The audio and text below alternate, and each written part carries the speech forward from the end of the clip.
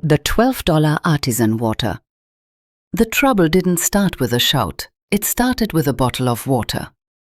Celeste M. Everson stood in her kitchen, staring at the recycling bin. Sitting right on top was a glass bottle with a minimalist label, Foss, artesian water from Norway. It cost $12 at the local upscale market. Celeste drank tap water. She had drunk tap water for 68 years. She filtered it through a pitcher she changed once every 3 months, and she was perfectly healthy. But Derek, her son-in-law, required specific hydration. Just like he required grass-fed Wagyu beef for his Tuesday protein intake and high-speed fiber optic internet for his day trading setup in the guest bedroom. Derek was 34 years old. He wore hoodies that cost $300 and sneakers that looked like they had been run over by a truck but cost $800. He spoke in a language of buzzwords: crypto, leverage, passive income, alpha mindset. To the outside world, Derek was a visionary entrepreneur. To Celeste, who paid the mortgage, the electric bill, the water bill, and the grocery tab, Derek was a line item that was rapidly putting her in the red. "Mom, don't touch that!" Lena's voice came from the hallway. Celeste's daughter walked in, looking tired. She was wearing a faded cardigan from Target, a sharp contrast to her husband's designer streetwear. "It's just recycling, Lena," Celeste said, picking up the bottle. $12 for water? We have a filter." "Derek says the pH balance helps his focus," Lena mumbled, avoiding eye contact. "He's working on a big deal, Mum. The merger. Once it hits, he's going to pay you back for everything. Double." "The merger," Celeste repeated. It was a mythical event, like the Second Coming or the Loch Ness Monster. For 4 years, the merger was always 2 weeks away. "He needs capital to maintain the image, Mom," Lena pleaded. "In his industry, you have to look successful to be successful." Celeste looked at her daughter. Lena used to be sharp. She was an assistant manager at a logistics firm before she met Derek. Now she was a secretary to a man who didn't pay her, managing the schedule of a man who didn't work. "I'm going to the market," Celeste said, grabbing her purse. "Do we need anything?" "Derek needs more espresso pods. The Nespresso kind, the gold ones." Celeste gripped her purse strap tighter. "Of course he does." That afternoon, Celeste went to the bank. She wasn't planning to start a war that day. She simply wanted to withdraw $200 for a gardener she had hired to trim the hedges. She inserted her card into the ATM. Enter PIN. Processing. Withdrawal $200. The machine whirred, clicked, and then stopped. A slip of paper printed out. Return description declined. Insufficient funds. Celeste stared at the screen. That was impossible. That account was her house operations account. She deposited $4,000 of her pension and annuity into it every month to cover bills and groceries. It was the 15th of the month. There should be at least $2,000 left. She walked inside the branch. She knew the teller, Mrs. Higgins. "I need a printout of the last 30 days of activity on the joint household account," Celeste said. Her voice was steady, but her hands were cold. Mrs. Higgins typed for a moment, her eyebrows knitting together. "Oh my, it seems there's been a high volume of activity this week, Mrs. Everson. Electronic transfers." "Print it." The printer purred. It kept purring. 1 page, 2 pages, 3 pages. Celeste took the stack of paper to a quiet desk in the corner. She put on her reading glasses. The first line item hit her like a slap. DraftKings, sports betting, negative $500. DraftKings, negative $250. OnlyFans_sub, negative $24.99. Club Sapphire Nightlife, negative $840. Coinbase Crypto Purchase, negative $1,500. Tesla Leasing Services, negative $980. Celeste felt the blood drain from her face. The account was overdrawn by $400. She wasn't looking at a bank statement. She was looking at a crime scene. The silent partner.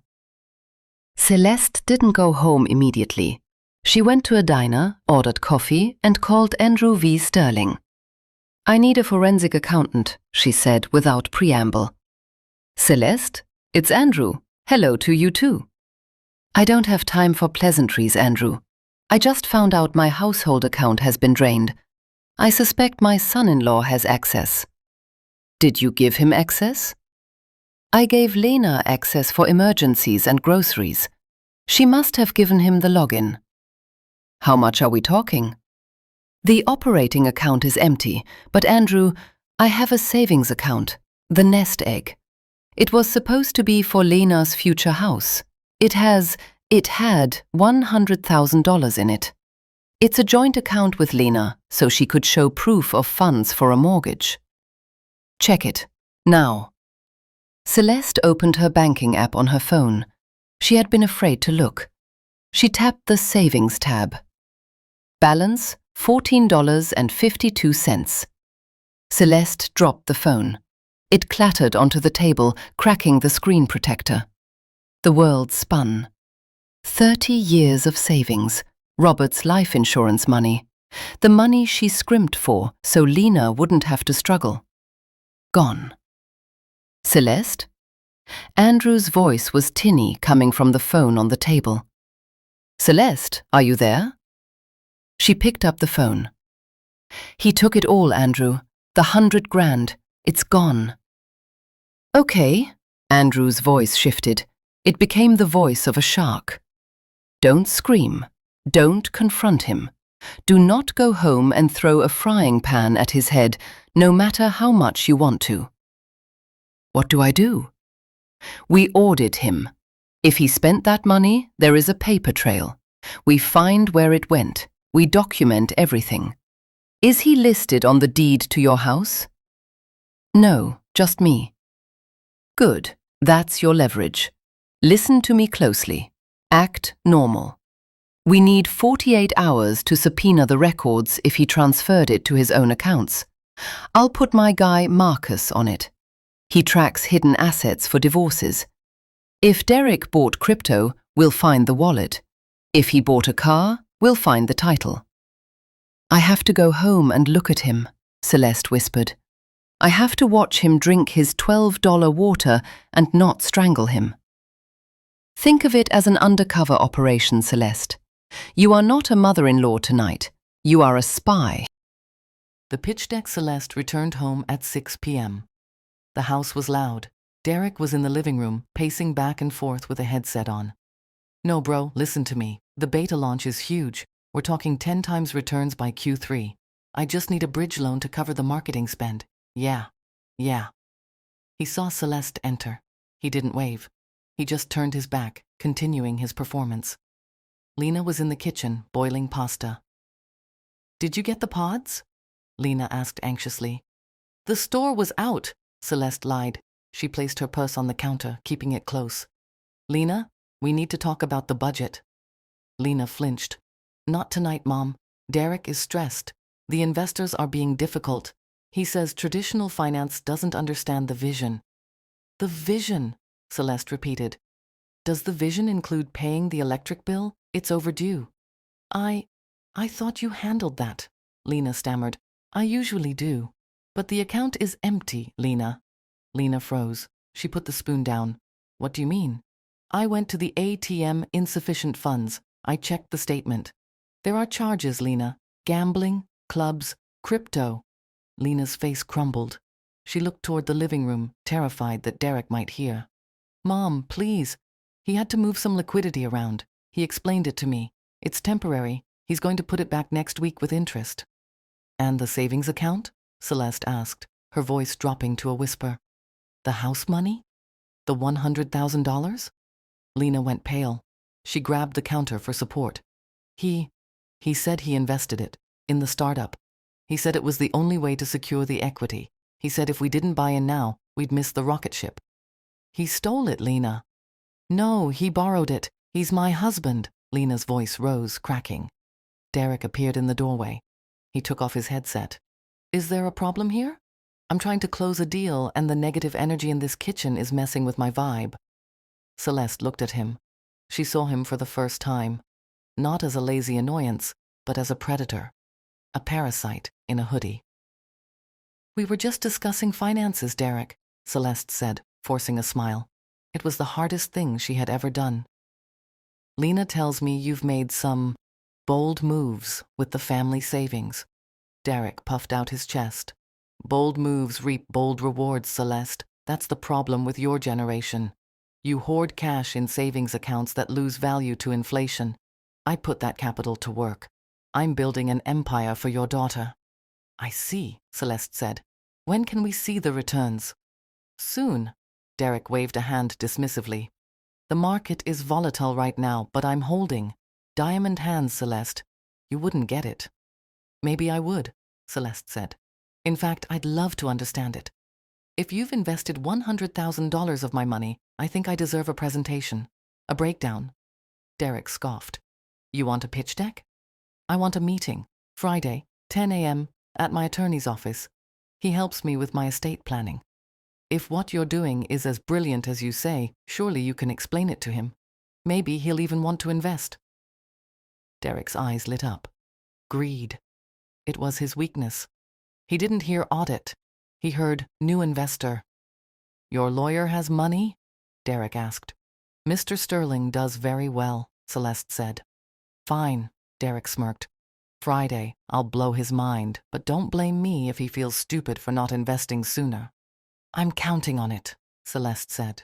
The paper trail. For the next 48 hours, Celeste didn't sleep. She worked with Andrew and Marcus, the forensic accountant. Marcus was a man of few words. He sat in a small office surrounded by 3 monitors, tracing digital crumbs. He's not smart, Marcus mumbled on Thursday afternoon. He thinks he is, which makes him easy to track. He used a VPN, but he paid for the VPN with your debit card. Where is the money, Marcus? Celeste asked. Well, about $40,000 is gone. Sports betting. He's terrible at it. He bets on underdogs because the payout is higher, but they lose. That's just burning cash. The rest? Crypto wallet. He bought a lot of moon coin and some NFTs of monkeys wearing sunglasses. The value has dropped about 60% since he bought it, but there's still about $30,000 recoverable if we can get his private key. And the lifestyle stuff? Marcus pulled up a spreadsheet. It's a cliché, Mrs. Everson. He's leasing a Tesla Model X in his name, payments coming from your savings. He rents a co-working space downtown, which is actually just a high-end social club with a poker room. He spends an average of $200 a day on food delivery. Air One, Nobu, high-end steakhouses. He tells Lena he's eating ramen at his desk, Celeste said, feeling sick. He's eating Wagyu, Marcus corrected. Oh, and there's another woman, or at least a recipient of funds. Tiffany Consulting LLC, $1,500 a month. I looked up the LLC. It's registered to an apartment in the city. The Instagram associated with the owner suggests she is a lifestyle influencer. A mistress, Celeste said flatly. A funded mistress, Marcus nodded. On your dime. Celeste looked at the spreadsheet. It was an autopsy of her hard work. Every line item was an hour she had worked at the recorder's office. Every dollar wasted was a sacrifice she had made for her family. Print it all, Celeste said. Make it big, color-coded. You want a slide deck? Marcus asked. No, Celeste said. I want an indictment. Friday morning, 9:55 a.m. The conference room at Sterling & Associates was imposing. Mahogany table, floor-to-ceiling windows overlooking the city, and air conditioning set to a crisp chill. Celeste sat at the head of the table. To her right, Andrew V. Sterling. To her left, Marcus, with his laptop closed. Derek walked in at 10:05 a.m. He was wearing a suit that was too tight, clearly new. He carried a leather portfolio. Lena walked in behind him, looking like she was walking to the gallows. "Sorry we're late," Derek said, not sounding sorry. "Traffic was a nightmare, and I had to take a call from Tokyo." "Sit down, Derek," Andrew said. His voice wasn't friendly, it was judicial. Derek sat. He placed his portfolio on the table. "So, Celeste told me you guys are interested in the vision. I prepared a few slides about the synergy of the blockchain and—" "Close the laptop, Derek," Andrew said. Derek paused. "Excuse me?" "This isn't an investment meeting," Celeste said. She placed her hands on the table. "This is a financial audit." Derek laughed nervously. "What? Mom, come on. You dragged me down here for— Marcus?" Celeste nodded to the accountant. Marcus slid a thick binder across the table. It landed with a heavy thud in front of Lena. "Open it, Lena," Celeste said softly. Lena opened the binder. The first page was a pie chart.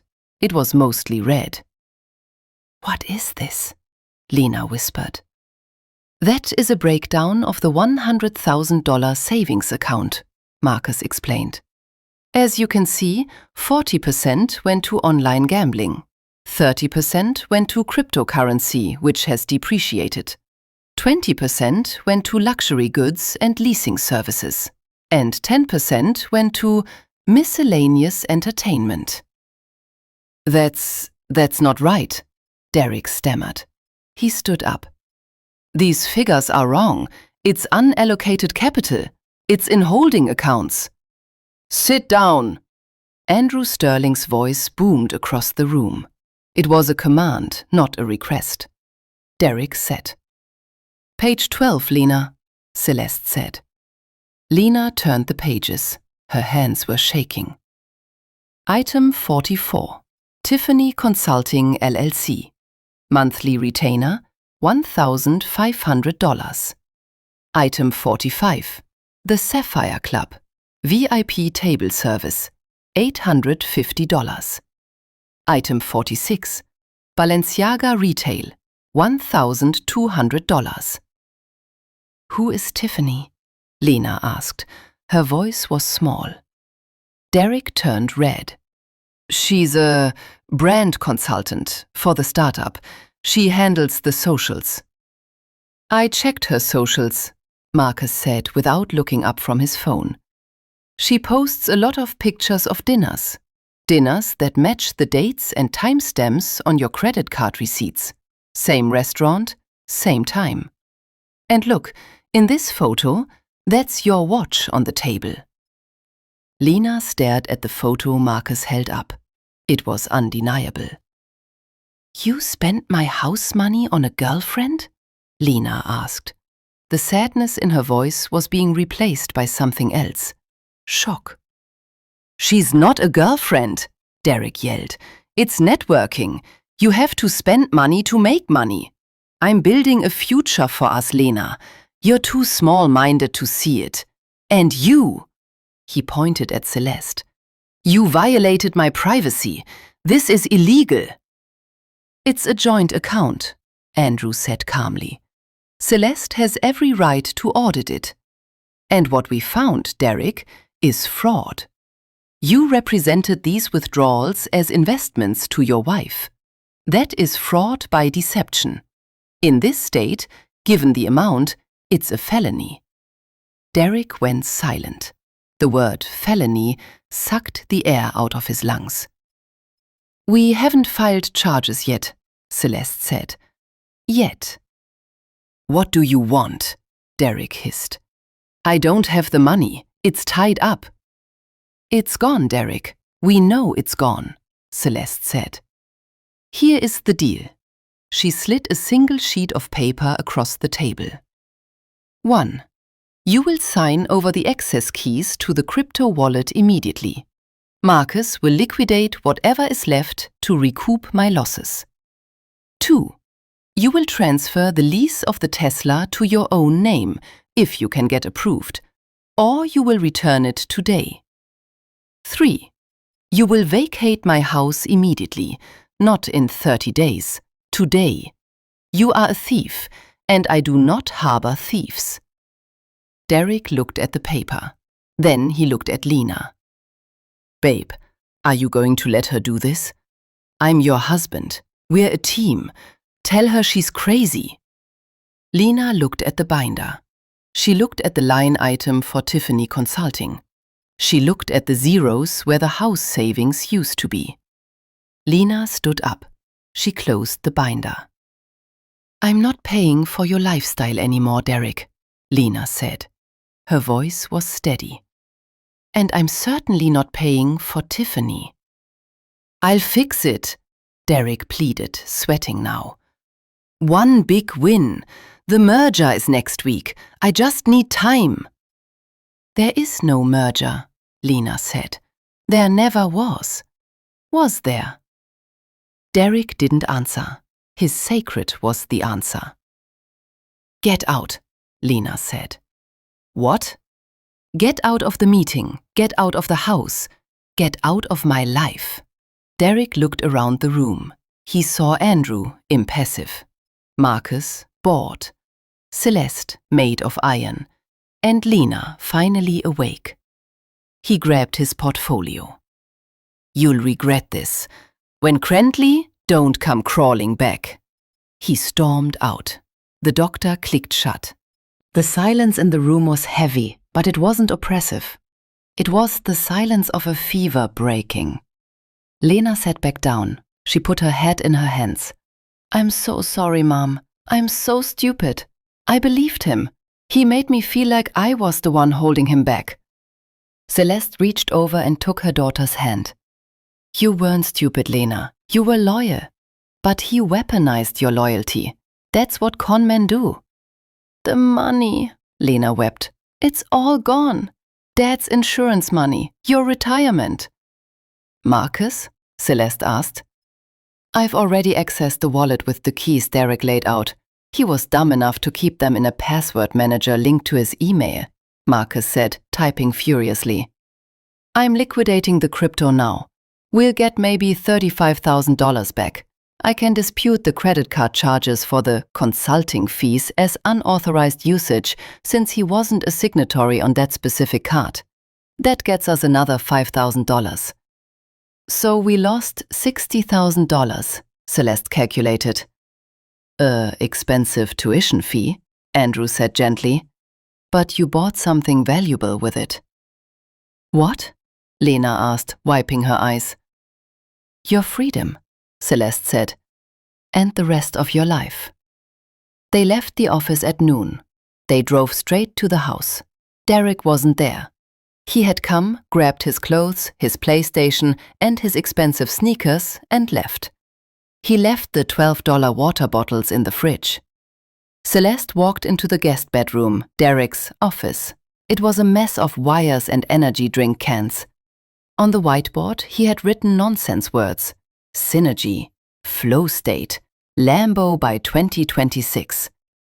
Celeste erased the board. One swipe. The Lambo was gone. Lena? Celeste called out. Lena was in the living room, holding a garbage bag. She was throwing away Derek's magazines, his vape pens, his hustle posters. I'm going to sell the Tesla, Lena said. I checked the contract. If we return it early, there's a penalty. But if I sell it to a dealership, I might break even. Good, Celeste said. And the ring? Lena looked at the diamond on her finger. He said it was worth $10,000. Let's get it appraised, Celeste said. Spoiler, it was cubic zirconia, worth $50. Chapter 7. The balance sheet. 3 months later. The peach cobbler was warm.